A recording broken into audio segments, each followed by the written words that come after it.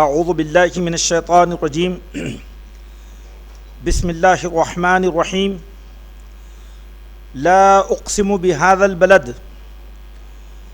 وانت حل بهذا البلد ووالد وما ولد لقد خلقنا الانسان في كبد ایحسب ان لن يقدر عليه احد یقول اہلکت مالا لبدا ایحسب ان لم یرہ احد الم نجعل له عینین ولسانا وشفتین وہدیناہ النجدین فلاقتحم العقبہ وما ادراک ما العقبہ فک رقبہ او اطعام فی یوم ذی مسغبہ یتیما ذا مقربہ او مسکینا ذا متربہ ثم کان من الذین آمنوا وتواصوا بالصبر وتواصوا بالمرحمہ اولئک اصحاب المیمنہ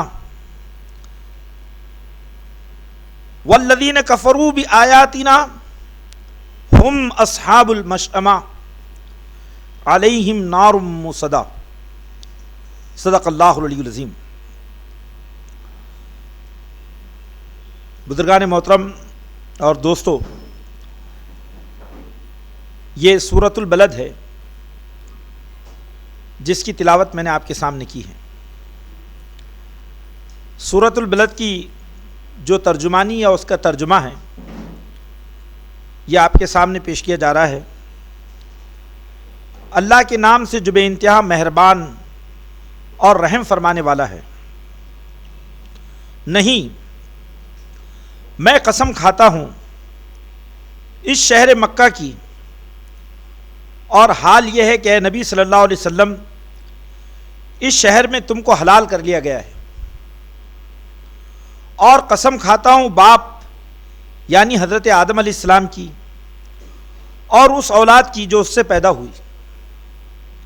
در حقیقت ہم نے انسان کو مشقت میں پیدا کیا ہے۔ کیا اس نے یہ سمجھ رکھا ہے کہ اس پر کوئی قابو نہ پا سکے گا؟ کیا اس نے یہ سمجھ رکھا ہے کہ اس پر کوئی قابو نہیں پا سکے گا؟ کہتا ہے کہ میں نے ڈھیروں مال اڑا دیا۔ کیا وہ سمجھتا ہے کہ کسی نے اس کو نہیں دیکھا؟ کیا ہم نے اسے 2 آنکھیں اور 1 زبان اور 2 ہونٹ نہیں دیے، اور نیکی اور بدی کے دونوں نمایاں راستے اسے نہیں دکھا دیے؟ مگر اس نے دشوار گزار گھاٹی سے گزرنے کی ہمت نہیں کی۔ اور تم کیا جانو کہ کیا ہے وہ دشوار گزار گھاٹی؟ کسی گردن کو غلامی سے چھڑانا، یا فاقے کے دن کسی قریبی یتیم یا خاک نشین مسکین کو کھانا کھلانا۔ پھر اس کے ساتھ یہ کہ آدمی ان لوگوں میں شامل ہو جو ایمان لائے اور جنہوں نے ایک دوسرے کو صبر اور خلق خدا پر رحم کی تلقین کی۔ یہ لوگ ہیں جو دائیں بازو والے ہیں، اور جنہوں نے ہماری آیات کو ماننے سے انکار کیا وہ بائیں بازو والے ہیں، ان پر جہنم کی آگ چھائی ہوئی ہوگی۔ یہ ہے سورہ بلد کا ترجمہ۔ آپ دیکھیے کہ سورۃ البلد یہ مکی سورہ ہے اور قرآن مجید کے ابتدائی سورتوں میں سے ایک ہے۔ کل 20 آیات پر مشتمل ہے۔ مکی سورہ ہونے پر تمام مفسرین کا اتفاق ہے۔ اس کے مضامین پر غور و فکر کرنے سے یہ بات معلوم ہوتی ہے کہ یہ سورہ نبی صلی اللہ علیہ وسلم پر ایسے حالات میں نازل ہوا جب اسلام مصیبت اور مشقت اور آزمائش کے دور میں داخل ہو چکا تھا، اور رسول خدا صلی اللہ علیہ وسلم اہل مکہ کے درمیان معتوب اور مظلوم بن چکے تھے، اور اہل مکہ نے آپ کی شخصیت کو ہر طرح کی زیادتی کے لیے حلال سمجھ لیا تھا۔ اور دوسری بات یہ ہے کہ یہ سورہ کا جو مرکزی موضوع ہے وہ انسان ہے، اور انسان کی جو ذات ہے، اس کی جو شخصیت ہے، اس کے تزکیے کا اس میں جامع پروگرام ہے۔ اگر ہم یہ کہیں کہ یہ سورہ اسلامی نظام زندگی کا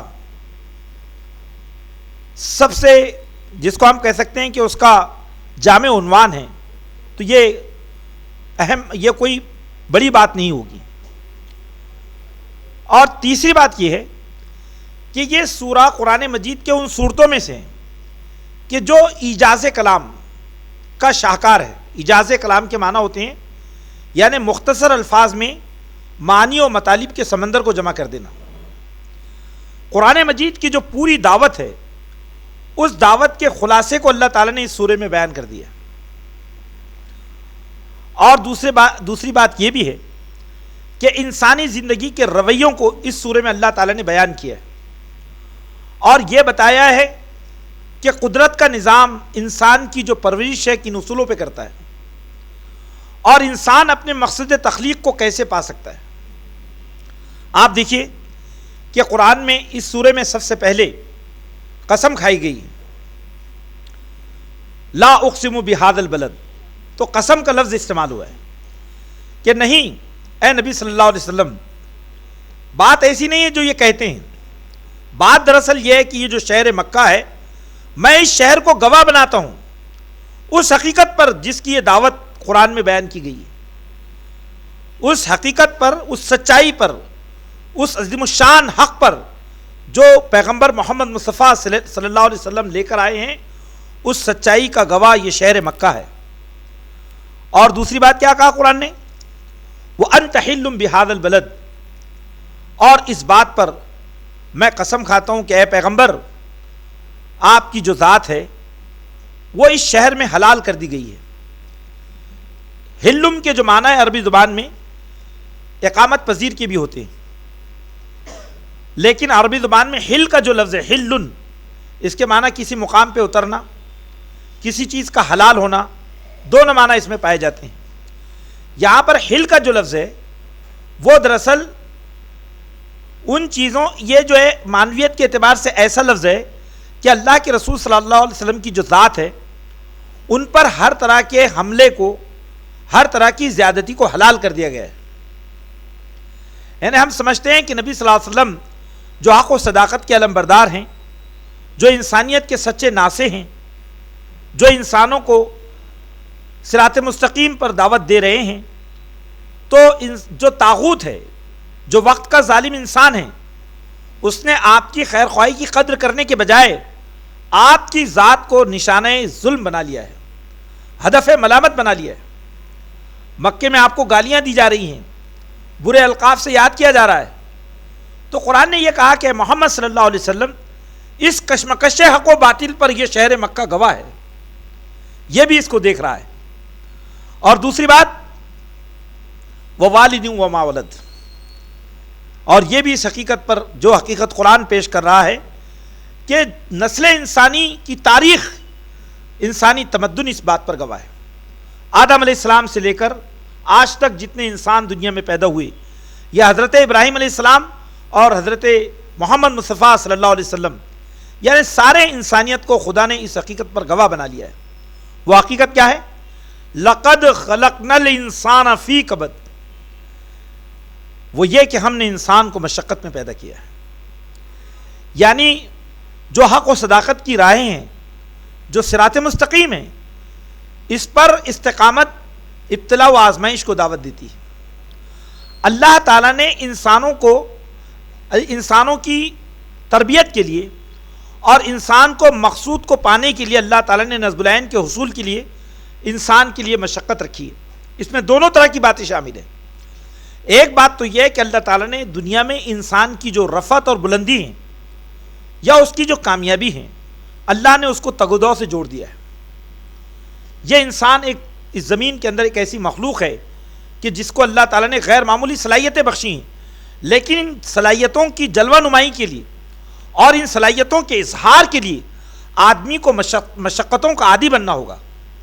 اسی بات کو اللہ تعالیٰ نے سورہ نجم آیت نمبر 39 میں بیان کیا ہے، وہ ابراہیم الذی وفا وَأَن لَيْسَ لِلْإِنسَانِ إِلَّا مَا سَعَى، اور ذرا ابراہیم کا ذکر کرو جس نے اپنے رب سے عہد وفا کی تکمیل کی، اور یہ بات کہ انسانوں کے لیے وہی کچھ ہے جو وہ کوشش کرے۔ أَن لَيْسَ لِلْإِنسَانِ إِلَّا مَا سَعَى، اللہ نے انسان کے لیے وہی رکھا ہے جو اس نے کوشش کی ہے۔ تو اس سے یہ بات معلوم ہوتی ہے کہ اللہ تعالیٰ جو ہے انسان کو تگ و دو کا، حرکت و عمل کا، مشقتوں کا، ابتلاء و آزمائش کا، اللہ تعالیٰ یہ چاہتا ہے کہ اس کا عادی بنے۔ محمد مصطفیٰ صلی اللہ علیہ وسلم جو پیغمبر وقت ہے، ان کی زندگی میں یہ جو مشقتیں ہیں اور یہ جو نشیب و فراز ہیں اور یہ چیلنجز کے لیے جو نبرد آزمائی ہے، یہ دراصل خدا کی عظیم تقدیر کا حصہ ہے۔ اللہ تعالیٰ نے جس انسان کی قسمت میں، مقدر میں یہ رکھا ہے کہ اللہ اس کو عظمت اور بلندی عطا فرمائے، تو اللہ نے اس کے لیے آزمائشوں کا ایک دور رکھا ہے۔ اس بات کو قرآن نے کئی مقامات پہ کہا ہے، وَلَنَبْلُوَنَّكُمْ بِشَيْءٍ مِّنَ الْخَوْفِ وَالْجُوعِ وَنَقْصٍ مِّنَ الْأَمْوَالِ، آپ سب جانتے ہیں۔ تو بنیادی طور پر قرآن نے نبی کریم صلی اللہ علیہ وسلم کی عظیم الشان جدوجہد کو اس انداز سے تعبیر کیا ہے، اے محمد مصطفیٰ صلی اللہ علیہ وسلم، راہ حق کی یہ مشکلات اور راہ حق کی آزمائشیں آپ کے عزائم کو کمزور نہ کرنے پائیں، کیونکہ اللہ تعالیٰ نے انسان کو مشقتوں میں پیدا کیا۔ دیکھیے کتنی بڑی بات ہے یہ گویا اسلامی تہذیب کی ویلیوز میں سے ایک ویلیو ہے۔ اسلام اپنے ماننے والوں کو اس بات کے لیے تیار کرتا ہے کہ وہ اپنے اندر جفا کشی پیدا کرے، وہ اپنے اندر محنت و مشقت پیدا کریں، وہ اپنے آپ کو آرام طلبی اور اپنے آپ کو جو ہے کسل مندی کا شکار نہ بنائیں۔ جیسے علامہ اقبال نے یہ بات کہی تھی کہ قلندرانہ ادائیں سکندرانہ جلال، یہ امتیں ہیں جہاں میں برے نہ شمشیریں، کمال صدق و مروت ہے زندگی ان کی، معاف کرتی ہے فطرت بھی ان کی تقصیریں۔ بہت اہم بات ہے کہ لقد خلقنا الانسان فی کبد۔ پھر اس کے بعد میں قرآن مجید نے یہ بات کہی ہے، قرآن نے کہا کہ لقد خلقنا الانسان فی کبد ایحسب ان لن یقدر علیہ احد، لیکن انسان دنیا کے اندر غیر ذمہ دار واقع ہوا، اور وہ یہ سمجھتا ہے کہ جس رب نے اس کو ان وسائل سے مالا مال کیا ہے، اس کی اس پہ کوئی پکڑ نہیں ہے، کوئی قدرت نہیں ہے۔ وہ ایسا سمجھتا ہے کہ وہ ہر طرح کے کنٹرول سے ایک آزاد مخلوق ہے، وہ اپنے آپ کو خود مختار سمجھتا ہے اور اپنے فیصلوں کے سلسلے میں اپنے آپ کو خدا سمجھتا ہے۔ کیوں؟ قرآن نے کہا کہ اس ناکام و نامراد انسان کی پہچان یہ ہے کہ اہلکت مالا لبدا، وہ یہ کہتا ہے کہ میں نے مال کثیر یعنی بڑا مال میں نے جو ہے خرچ کر دیا، اور ایحسب ان لم یرہ احد، اور وہ یہ سمجھتا ہے کہ کوئی اس کو دیکھ نہیں رہا ہے۔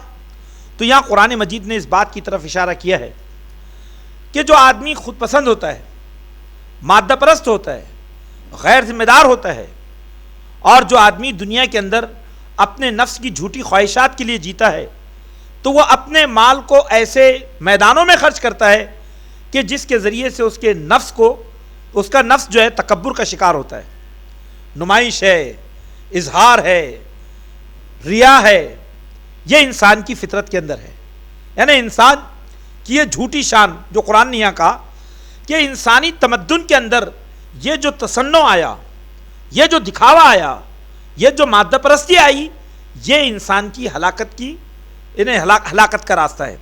قرآن نے کہا کہ دیکھو الم نجعل لہ عینین ولسانا وشفتین، ہم نے انسان کو غیر معمولی صلاحیتیں بخشی تھیں، ہم نے اس کو دیدہ بینا عطا فرمایا، آنکھیں دی تاکہ وہ اس دنیا کے احوال سے عبرت حاصل کرے، لیکن اس نے ان احوال سے عبرت پذیری کے بجائے کیا کیا؟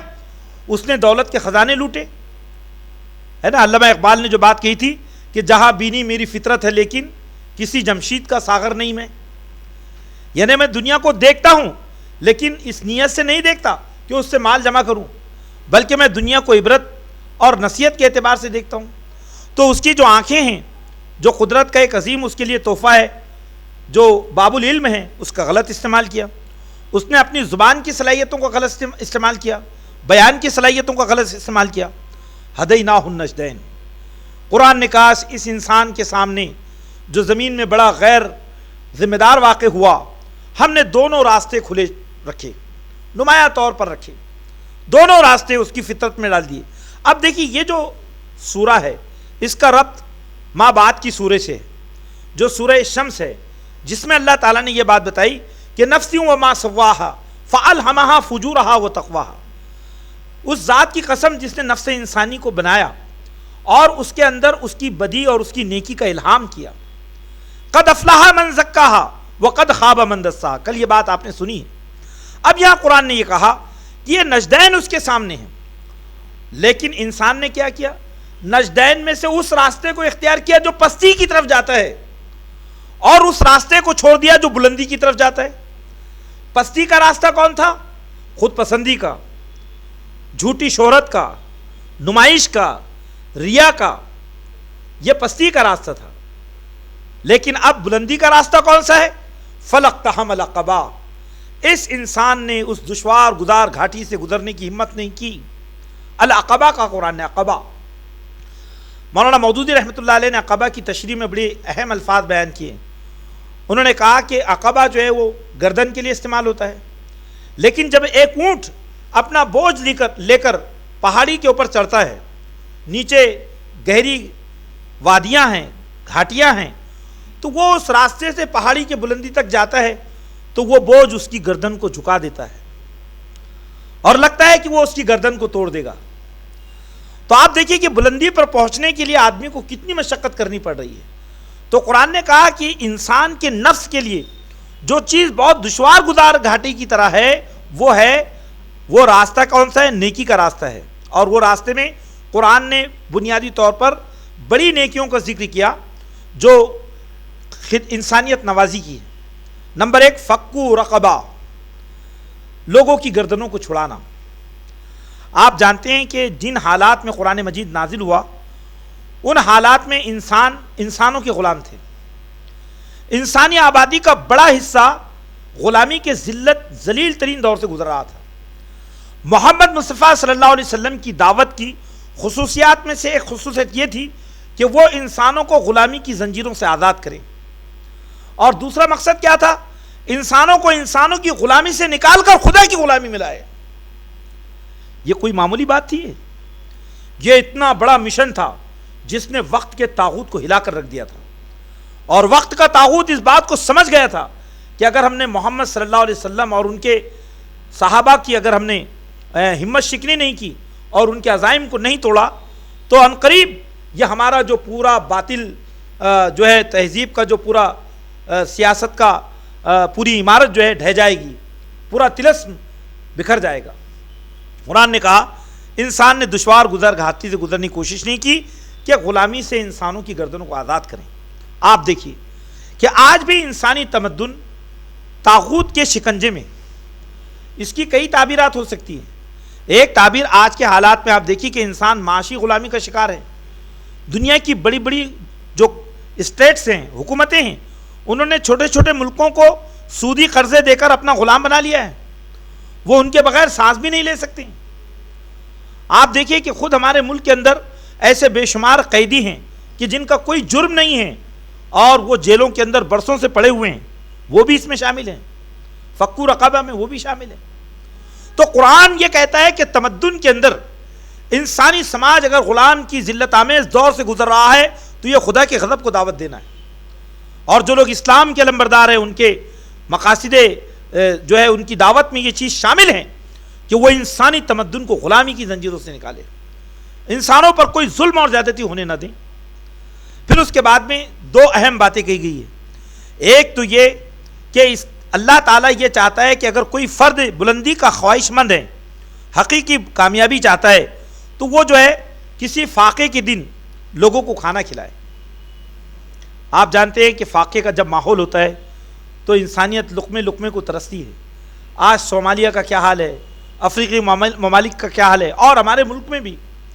تو قرآن یہ کہتا ہے کہ کوئی بھوکا رہنے نہ پائے، اور جو قرابت دار یتیم ہیں اور خاک نشین مسکین ہیں وہ ان کا خیال رکھیں۔ دیکھیے یہ بڑی اہم باتیں ہیں۔ کہ آدمی کی صلہ رحمی کا جو اس کے جو درجے ہیں، تو صلہ رحمی کا جو پہلا مستحق ہے وہ اس کا قرابت دار یتیم ہے۔ اگر اس کا گھر کا یتیم پریشان حال ہو، بھوکا ہو، ضرورت مند ہو، اور اس کا انفاق اور خیرات جو ہے دوسرے انسانوں میں بہت زیادہ ہو، تو یہ بھی ایک نمائش ہے۔ اللہ یہ چاہتا ہے کہ سب سے پہلے آدمی اپنے قرابت دار جو مسکین اور محتاج ہے ان کی ضرورت کو پوری کرے۔ پھر اس کے بعد میں قرآن نے یہ کہا کہ آدمی نے اس مشن کو جو اختیار کیا کہ انسانوں کو غلامی کی زنجیروں سے آزاد کریں اور انسانیت کی جو بنیادی ضروریات ہے اس کی تکمیل کریں، صلہ رحمی کریں، تو اس کے ساتھ ساتھ آدمی اپنے آپ کو اس اسلامی معاشرے کا حصہ بنائیں جو معاشرہ زمین کے اندر ایمان کا علمبردار ہے، جو معاشرہ زمین میں لوگوں کو حق و صداقت پر قائم رہنے کی دعوت دیتا ہے، صبر کی تلقین کرتا ہے، اور جو معاشرہ زمین پر رحمت یعنی صلہ رحمی کو عام کرتا ہے۔ اور یہ ہے تحریک اسلامی۔ یہ تحریک اسلامی کے مستقل صفات ہیں، یہ محمد مصطفیٰ صلی اللہ علیہ وسلم کی جمعیت کے یہ مستقل اقدار ہیں۔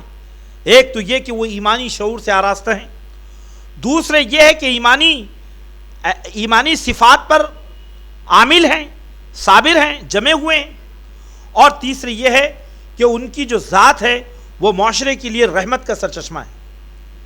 کنتم خیر امۃ اخرجت الناس اما ما ينفع الناس فیمکث فی الارض۔ اللہ زمین میں انہی چیزوں کو باقی رکھتا ہے جو انسانوں کے لیے نافع ہوتی ہے۔ اللہ نے فرمایا اولئک اصحاب المیمنہ، لوگوں یہ لوگ ہیں جو خدا کی کتاب میں دائیں بازو والے ہیں، جو روشن قسمت والے ہیں، جو کامیاب ہے، بامراد ہیں، جنہوں نے بلندی کا راستہ اختیار کیا ہے، جو بلندی کے دائی ہیں۔ اور والذین کفروا بآیاتنا هم اصحاب المشأمہ، اور جنہوں نے کفر کیا ہماری آیات سے تو یہ لوگ ہیں جو بائیں بازو والے ہیں، اور جہنم کی آگ ان کو گھیرے رکھے گی، یعنی گویا یہ مستقل جہنم کے شعلوں میں جلتے رہیں گے۔ رفقائے محترم، اس درس قرآن کے اگر مضامین پر ہم غور کریں تو اس کے مضامین کا پہلا نقطہ ہمارے سامنے یہ آتا ہے کہ جب آدمی حق و صداقت کا علمبردار بنتا ہے تو اس کی ذات چیلنجز اور مشکلات کے درمیان گھر جاتی ہے، اور مشکلات اور یہ چیلنجز جو ہے بظاہر ایسا محسوس ہوتا ہے کہ اس کی دعوت کو مٹا دیں گے، لیکن ایسا نہیں ہوتا ہے۔ دراصل یہ مشکلات اور یہ چیلنجز کے طوفان اس کی دہلیز پر سجدریز ہوتے ہیں، اور اس کی شخصیت اس سے بہت بلندتر ہوتی ہے۔ وہ آتش نمرود میں بھی اپنے ایمان کو پیش کرتا ہے۔ لقد خلقنا الانسان فی کبد، وہ خدا کی اس مصلحت کو جانتا ہے کہ میں مشقتوں سے گزارا جا رہا ہوں، تو اس کی وجہ یہ ہے کہ فطرت مجھے کسی بلند مقصد کے لیے تیار کر رہی ہے۔ اور تیسری بات یہ معلوم ہوتی ہے کہ وہ انسان جو نفس کا غلام ہوتا ہے، وہ انسان جو زندگی کے عظیم حقائق سے بے خبر ہوتا ہے، وہ دنیا کے اندر پستی کا راستہ اختیار کرتا ہے، وہ اپنے انجام کے اعتبار سے ناکام و نامراد ہوتا ہے۔ اس لیے انسان کو یہ سمجھنا چاہیے کہ زندگی کے اندر جو دشوار گزار گھاٹی ہے وہ نفس پہ کنٹرول کرنا ہے۔ اگر ایک آدمی اپنے نفس پہ کنٹرول کر لیں تو پھر نتیجے میں وہ راستہ اس کے سامنے آتا ہے کہ یہ دولت جو خدا نے اس کے سامنے رکھی ہے یا بخشی ہے، اس دولت کا صحیح استعمال یہ ہے کہ وہ انسانی تمدن کو ظلم اور جبر سے نجات دے، وہ انسانوں کو بدترین غلامی سے نکالے، وہ انسانوں کے بھوک اور پیاس کے مسائل کو حل کریں، وہ صلہ رحمی کریں، اور وہ ایسی اجتماعیت میں اپنے آپ کو شامل کرے جو اجتماعیت زمین میں خدا کی نمائندہ ہے۔